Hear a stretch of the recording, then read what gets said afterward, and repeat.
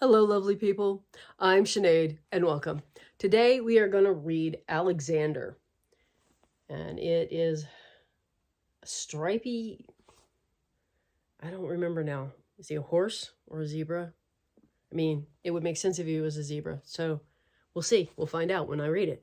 Um, but before I get started reading it, I kind of just wanted to. I had a thing happen this week that made me just made me think about what people who live in urban areas never experience. And for me, I live out in the woods, and I have not actually, this is the first time I've experienced it. So around our house, there's a lot of grass. But when you go into the woods, there's no grass. So the grass, I'm pretty sure that's up here, is transplanted by the people who built the house. They wanted a lawn or something that didn't actually work out as a lawn. Whatever. Anyway, this year we have been unable to stay on top of it, and we don't have a homeowners association to get on us. It's just been allowed to go crazy nuts, grow, and do its thing. And we have had more butterflies and more birds and just so much more life going on. The little life, you know, the itty bitty things, the snakes and the little lizards, and just a little bit of everything is showing up in greater numbers around our house, which is fun. I'm allergic to grass, so I'm not real enthusiastic about walking through it. And I don't know, I had this impression when I was younger that when the grass was allowed to just grow and be itself in like an open field of wild grasses, it would get about up to your knee. Or maybe, you know, a little higher than that. This grass is up here. And you know, those little seed things are right in my face.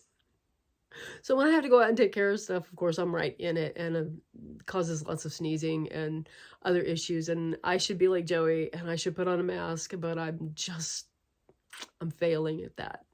Anyway, I just wondered if anybody else had ever had the experience of going through wild grasses, and if they had ever been through like a full-on field that had grass that was you could disappear in.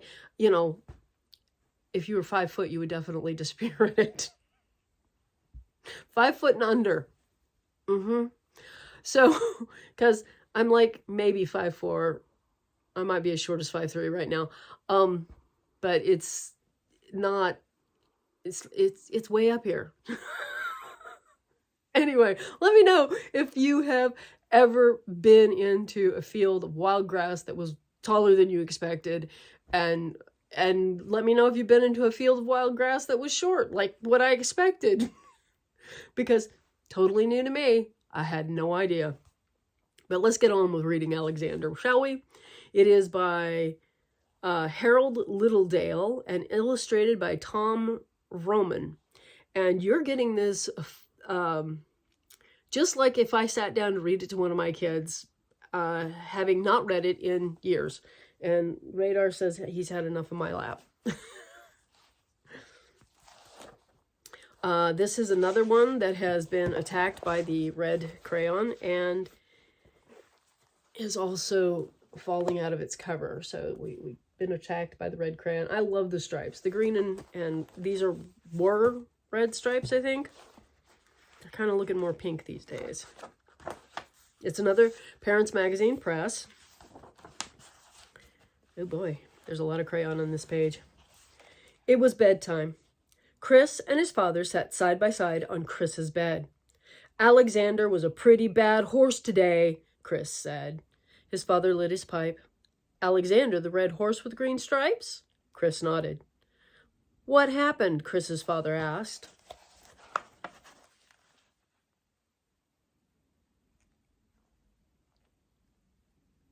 Those are pink curtains in a green room. I love it. He wouldn't eat his cereal, Chris said. He wouldn't sit up at the table, and he spilled his milk. He made a terrible fuss. That's too bad, said Chris's father.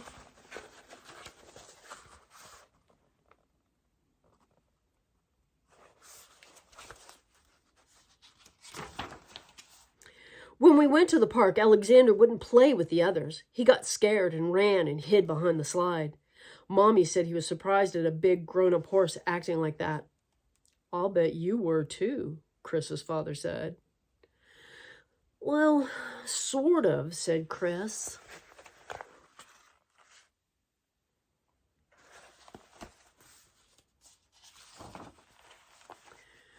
What else happened? Chris's father asked. Well, we went to the grocery store and Alexander swished his tail and knocked over a jar of peaches by accident and broke it. I guess it's pretty hard for a horse in a grocery store, Chris's father said. He'd better be more careful, Chris said, or we won't be able to take him shopping with us anymore. That wouldn't be much fun, his father said.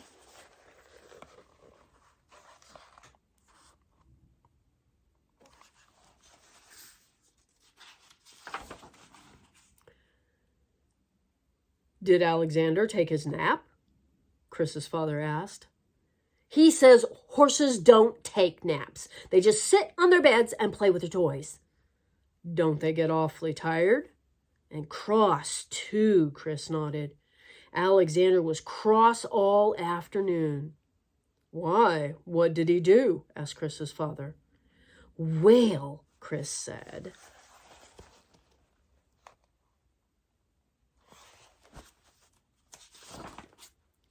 He wouldn't tie his shoelaces.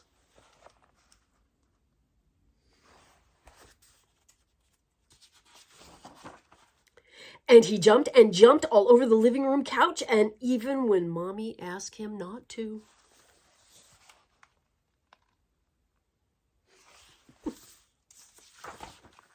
And he got angry and kicked my little fire engine and broke the wheel off. Uh-oh, said Chris's father.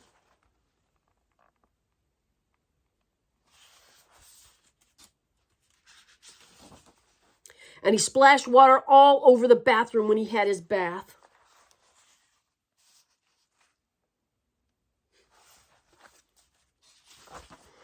And he wouldn't brush his teeth.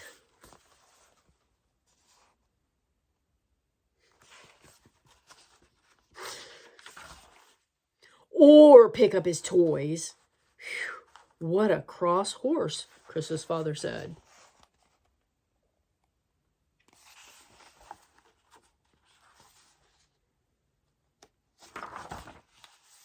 Chris moved closer and leaned his head against his father's arm. Daddy, what are we going to do about Alexander? He's awfully bad sometimes. His father was looking at the toy fire engine and the wheel that had come off of it. What do you think we ought to do?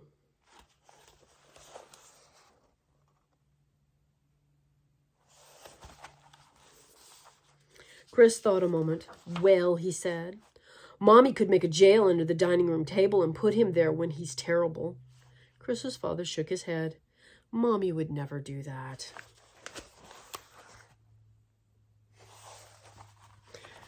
I would have liked being under the table.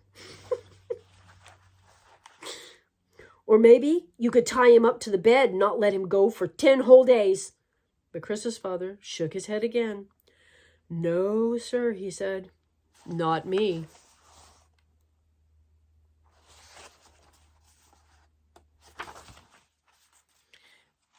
Maybe I should tell him to go away and never come back again as long as he lives, Chris said doubtfully.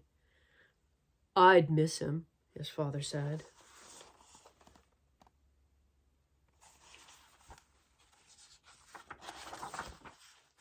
Chris put his elbows on his knees and rested his chin in his hands. Then what are we going to do about that old Alexander, he asked. His father stood up. I'm going to think about that while I fix this fire engine, he said.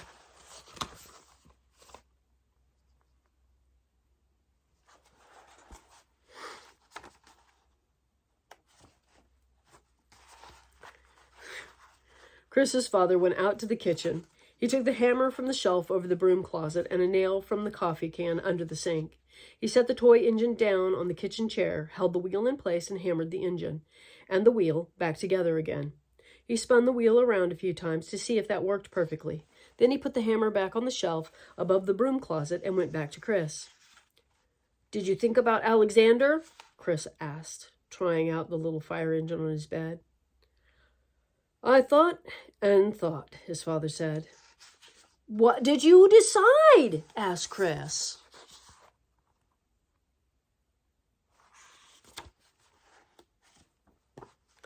His father put the fire engine in Chris's toy box for the night. "I decided he just had a bad day." He helped Chris wriggle down in bed and handed him his big brown bear.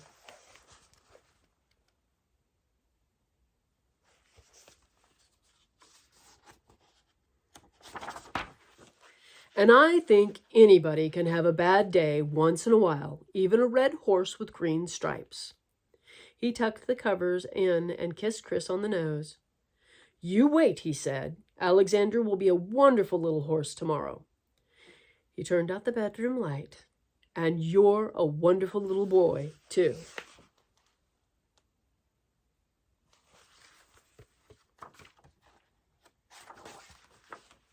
Chris giggled.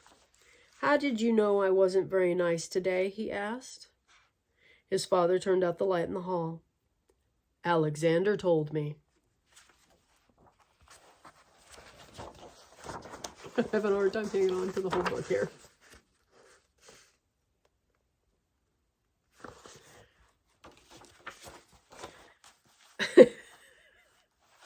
Oh my gosh, the red crayon. All I can say is Joey must have liked this book. I hope you enjoyed the reading of Alexander and that you'll come back and listen to some more. Have a delightful day and a wonderful week, and I will see you in the next one. Bye-bye.